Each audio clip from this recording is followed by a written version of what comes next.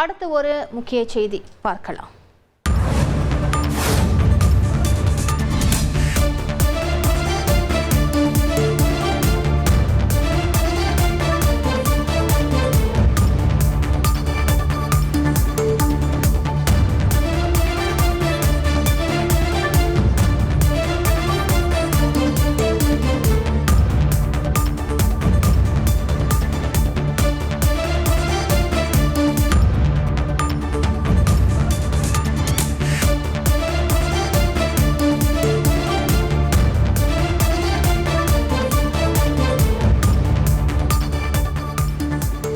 நில அபகரிப்பு வழக்கு தொடர்பாக அமைச்சர் மா சுப்பிரமணியன் நேரில் ஆஜராக உத்தரவு பிறப்பிக்கப்பட்டிருக்கிறது. கூடுதல் விவரங்களை செய்தியாளர் சுரேஷ் வழங்கிட கேட்கலாம். சுரேஷ், வணக்கம். சுரேஷ், இந்த வழக்கின் முழு பின்னணி என்ன? சுரேஷ், வணக்கம்.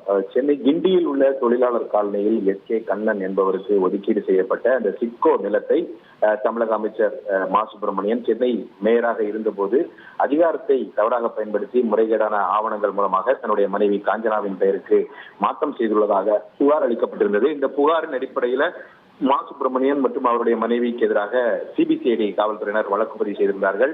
இந்த வழக்கில் கடந்த 2019 ஆண்டு காவல்துறை தரப்புல குற்றப்பத்திரிகை தாக்கல் செய்யப்பட்டிருந்தது. இந்த நிலையில் இந்த வழக்கை ரத்து செய்ய வேண்டும் என்ற கோரிக்கையுடன் அமைச்சர் மா சுப்பிரமணியன் தாக்கல் செய்த மனுவை உயர்நீதிமன்றம் கடந்த மாதம் தள்ளுபடி செய்து உத்தரவிட்டிருந்தது. இந்த சூழ்நிலையில இந்த வழக்கு சென்னை மாவட்ட ஆட்சியர் அலுவலக வளாகத்தில் இருக்கக்கூடிய எம்பி எம்எல்ஏக்களுக்கு எதிரான வழக்குகளை விசாரிக்கும் சிறப்பு நீதிமன்றத்தில் இந்த வழக்கு விசாரணைக்கு வந்தது. அப்போது குற்றம் சாட்டப்பட்ட மா சுப்பிரமணியன் மற்றும் அவருடைய மனைவி காஞ்சனா இருவரும் நேரில் ஆஜராகவில்லை.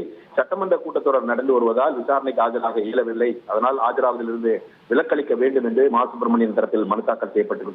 இந்த மனுவை ஏற்றுக்கொண்ட நீதிபதி ஜெயவேல் இந்த வழக்கை குற்றச்சாட்டு பதிவுக்காக மே மாதம் 6ஆம் தேதி தள்ளி வைத்திருக்கிறார். அன்றைய தினம் இருவரும் நேரில் ஆஜராக வேண்டும் என்று அவர்களுக்கு சம்மன் அனுப்பியும் நீதிபதி உத்தரவிட்டிருக்கிறார். அன்று இருவருக்கு எதிராகவும் குற்றச்சாட்டுகள் பதிவு செய்யப்படும் என்றும் நீதிபதி தெரிவித்திருக்கிறார். விரிவான விவரங்களுக்கு நன்றி சுரேஷ். செய்திகளை உடனுக்குடன் தெரிந்து கொள்ள உடனே சப்ஸ்கிரைப் பண்ணுங்க.